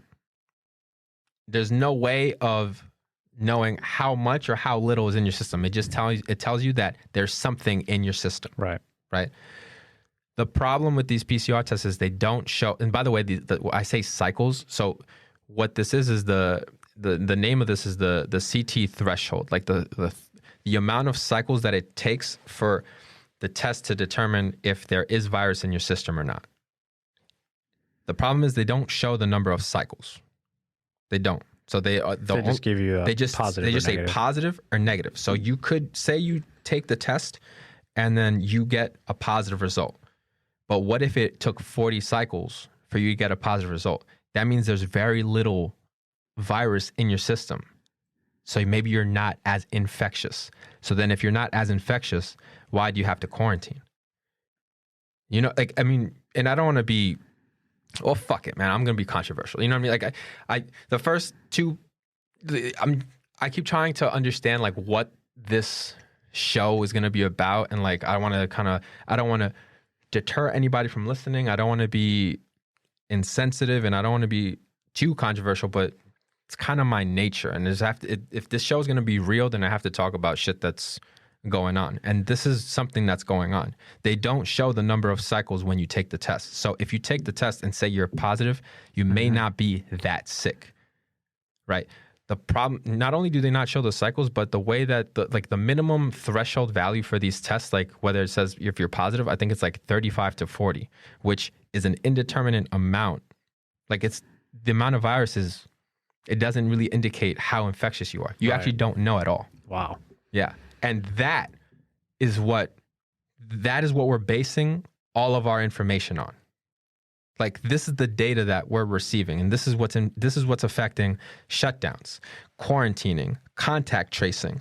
And then even just socially, right? As soon as you know that somebody's positive, maybe you look at them a different way, or I have to keep my distance, or no. And then you see, I saw it during the holidays, how people react when somebody, he's positive, he's negative, and then the fear, it just exponentially just keeps propagating throughout. Yeah, it's very strange, and there's also like a sense of shame. That's right. If you get sick, it's like something to be shameful about or something. Do you feel like you went through that a little bit? A little bit, yeah. Like I didn't really feel like talking about it to people. Yeah. And there is that feeling, but it's, it's weird. It's a weird time. It might be a weird time for the foreseeable future. Yeah, we'll see. And it bothers me because it all comes from it comes from inaccurate data, and then this is perpetuated by media, and then all you see is cases are going up, cases are going up, cases are going up, and then fear, and then your friends, cases are going up, I'm not going to do that, I'm not going to do this, and it's like a lot of that, and it just kind of keeps media just exacerbates the situation, and it's a shame, and it's crazy, and it's something that I wanted to talk about just openly, because I don't know how many people really know about how these tests work. I have no idea. It's not as simple as just positive or negative, right? And it's crazy. And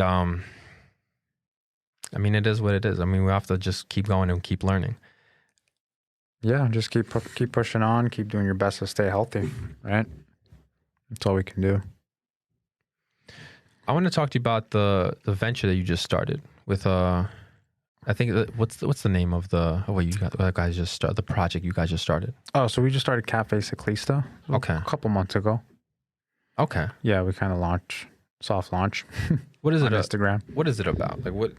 Tell us a little bit about it. So the idea was to kind of create a place where cyclists can go, to hang out, pick up a coffee, maybe have a beer after their ride. So it'd be a place that's friendly to those communities. A lot of times the cyclist cafes are pretty common, so you can stop by, but we always felt that after a ride, it's tough to find a place to go to. Okay. Because it could be, maybe like 5 to 10 of you, and then you all have, you have your bikes. Where am I going to put them? Will this place allow me to bring it in? It's not a bike you can just lock up outside. And just to create a community around that, one that's not snobby in nature, open to any type of cyclist. So if you're a road cyclist, or if you just like to commute, or if you're a mountain biker, it's a place you'd feel comfortable going. And where are you guys located? We don't have a physical location yet. Okay. Yeah. So right now we just put our name out there. Perfect. Kind of getting out the message of what we're trying to do. Okay. And then hopefully in the near future, we'll have a physical location that you can come visit.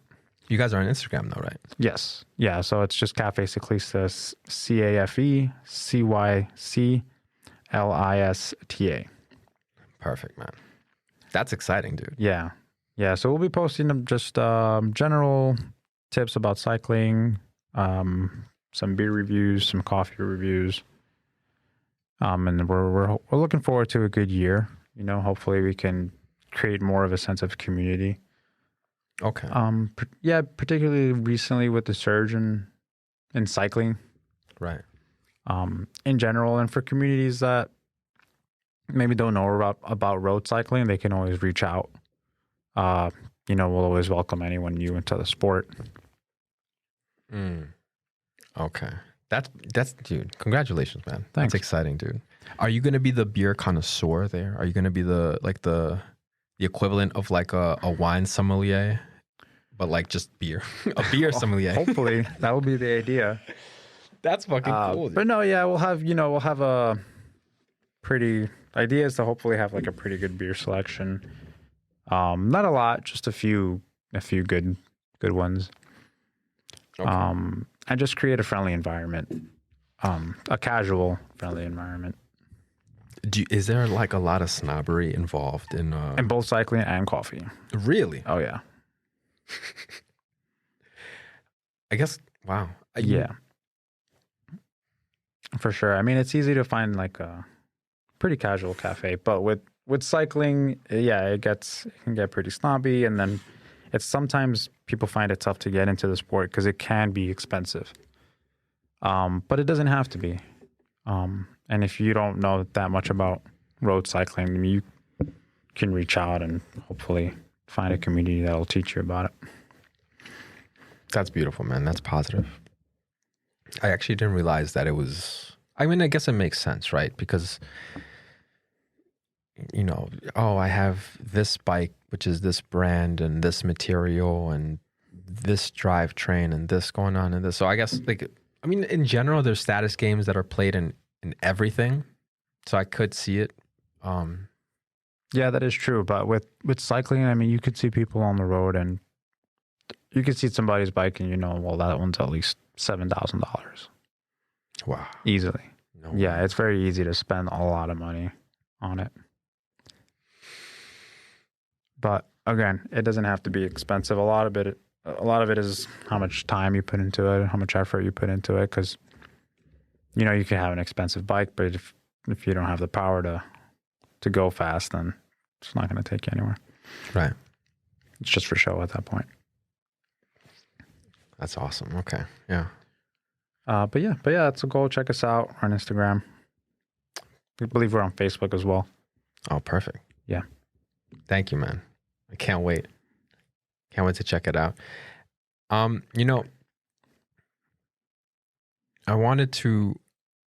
actually wanted to mention this earlier in the episode. Well, I don't know. Do you think we should kind of go into? Sure, man. I mean, it's something we've been using recently, right? The Signal app.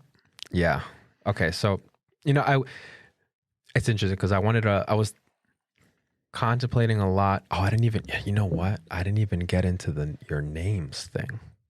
The Harrison and Stephen. We'll save that for another episode. You want to save that for another episode? That's fine. You guys are going to have to stay tuned. But I did want to mention this. I was contemplating whether to start giving this information from the beginning or not. But my friend here, I mean, first of all, I got to thank you, bro. Because I know you're a private person in general. So the fact that you're coming on here, it's a public forum. Listen, at the end of the day, I don't even know what we were worried about. Nobody's listening. People are listening. No. Listen, nobody cares. Nobody, because they shouldn't care. You know how much shit is going on in the world? People have their own problems. They're going to give a fuck about some guy who wants to start a podcast and like, oh, there's all these podcasts out there. Like, who is this guy? Who the fuck is Randy? Oh, he's from Long Island. I hate Long Island. You know what I mean? It's just like all this thing, like nobody cares. Nobody cares, but it's still very public and you're very private. And I appreciate you coming on, bro. I have to thank you. Thanks for having me, man. And going a little bit into privacy, we do use the Signal app. Yes. Yeah, it's something I just started using. You're the only person I'm using this app with. It's not that popular yet.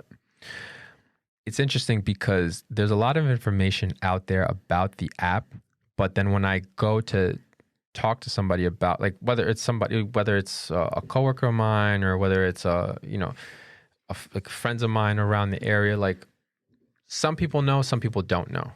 So for those that know about Signal app, keep spreading that information. But for those that don't know, This is what's referred to, and I'm making enemies, by the way, saying this, but this is what's known as the WhatsApp killer.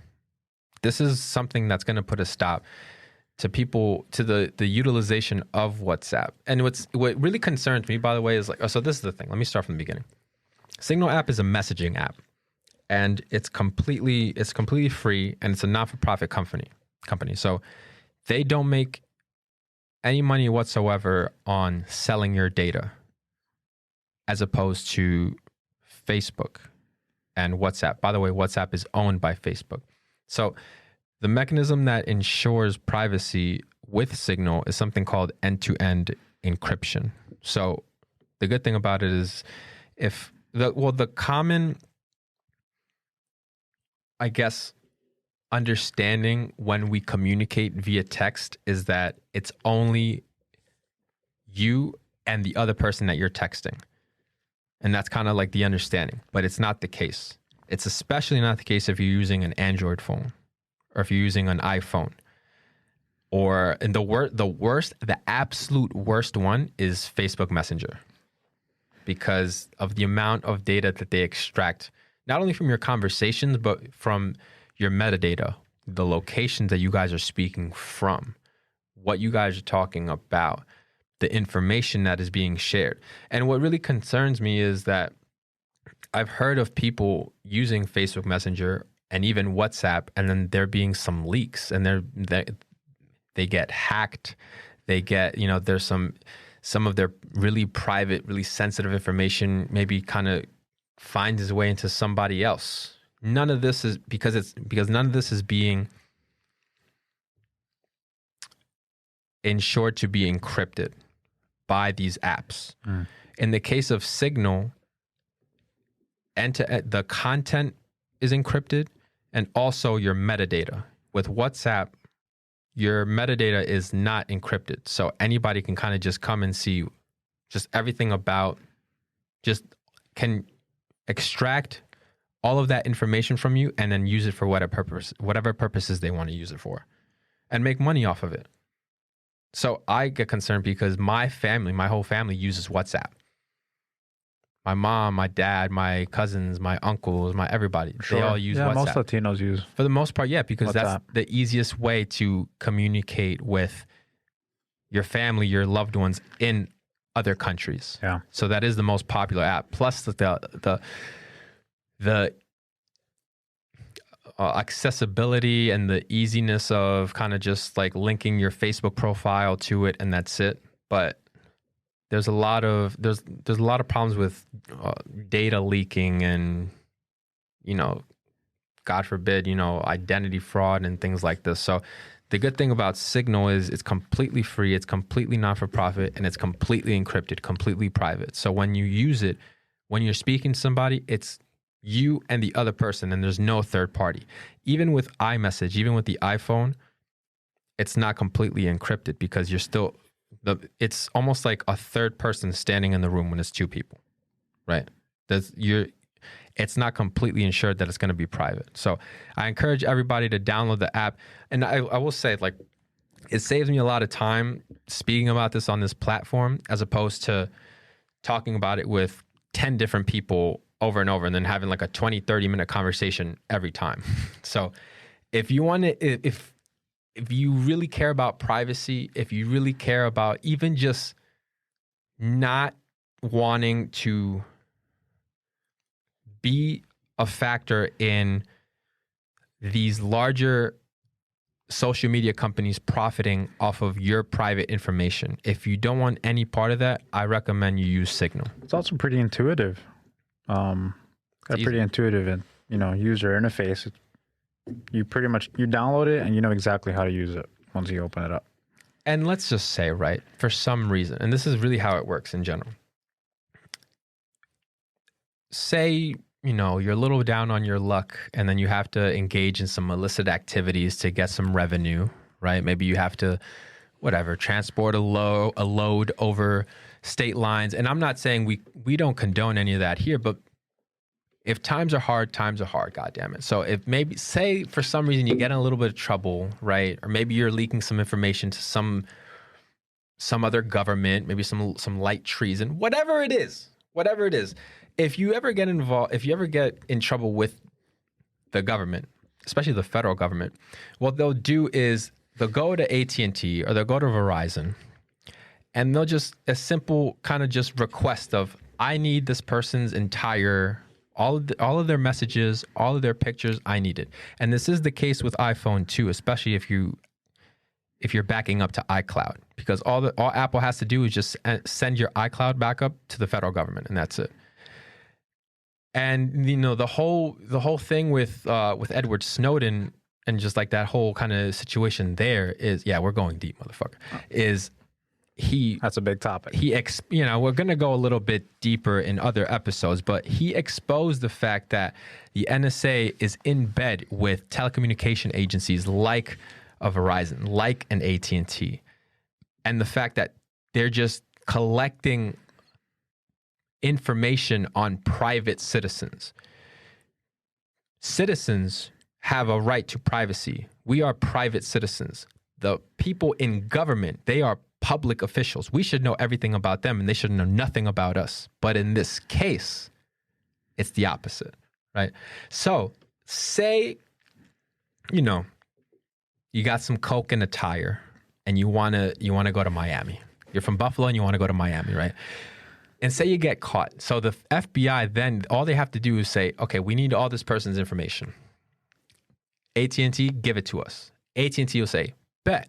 And they give the FBI all the information because they have it on deck, right? They have all of your content. They have all of your metadata. They have all of your contacts, all your messages, everything. Say the same thing would happen if, say you were using Signal, right? Mm-hmm. And then whatever, you're transporting the load, you get caught, boom, boom, and the federal government goes to Signal, hey, we need all of this person's information. Signal then goes, we don't have anything. And they say, what do you mean? It's like, well, we don't keep any of that. The only information we have on this individual is their phone number and when they started using Signal. That's it. Signal doesn't keep anything. And they've made the decision, or the creator of it, Moxie Marlinspike, he made the decision to become a non-for-profit company and not collect anybody's data. Because that's the game now. That's the game. The game now is data. And that's what Facebook does. Twitter, Instagram is owned by Facebook. Like all these companies, they all do that. That's the game now. In the digital age, currency is data. Data is currency. If you want no part of that, ladies and gentlemen, if you want to stay a private individual, if you want to ship those loads over state lines, I suggest you use Signal. I would say even if you don't. Even if you listen, and it's not only for illicit exactly. It's not only for illicit activity. It's just if you want to just keep your shit private, just use Signal. And please, everybody, if you have my phone number, please hit me. Hit me up on Signal. Don't hit me up on no message, on no text, on no nothing. Just use Signal. Stay private. Fuck the government. God damn it. I think, we've been speaking for a little bit now, right? We're speaking for like almost 2 hours. Almost. And you thought it wouldn't even go past an hour or something. It was simple, right? It was easy. I don't know. As easy as it could be, right? Well, I got to say, man, I'm glad you're doing this. That's very nice. That's very good. I will listen to all your episodes except this one.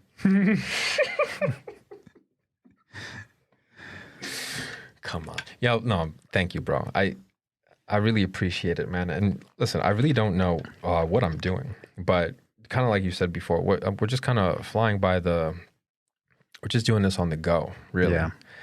And, hopefully I can keep making it interesting. I can keep making it informative. I can get better as a broadcaster in general. And hopefully this turns into something positive that everybody can benefit from. Like, I don't, just like that's one of the reasons why I love the creator of Signal and even the Signal app in general is that it's for people. It's for people. It's free and it's positive and it has the profit isn't the main motive, right? It's benefiting people and securing the privacy of individuals.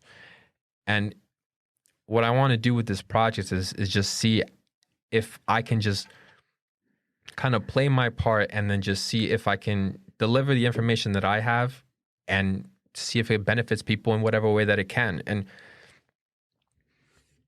yeah, I'm sure it will, man. I look forward to seeing it grow. Thank you, bro. And it just, it's about moving forward. It's about pushing forward. And again, man, I want to thank you, bro, for all of your support, not only just with this, but throughout all the years, bro. I mean, you mean the world to me. And the fact that I can count on you, and the fact that I can even just talk to you, I think it's something that motivates me, and it's something I've told you this before, and I've told others this before, but I've always seen you as a role model. I've seen you as a really positive, really motivational figure in my life, and the fact that I have your support, and the fact that you're able to can even come on, you being so private, is just it means the world to me. And I think it's, I couldn't ask for anything more, man. Thanks, man. And I love you, bro. And I appreciate it. That. I love you too, man. And, just to listen, man, there's no better way to close this episode with, other than a Wim Hof quote. You know what I mean? And it's not even anything crazy. It's just, this is the thing, right? In the words of the Iceman himself, right? Health, strength, and happiness. The rest is bullshit. Let's go. Thanks for listening, guys. See you next time.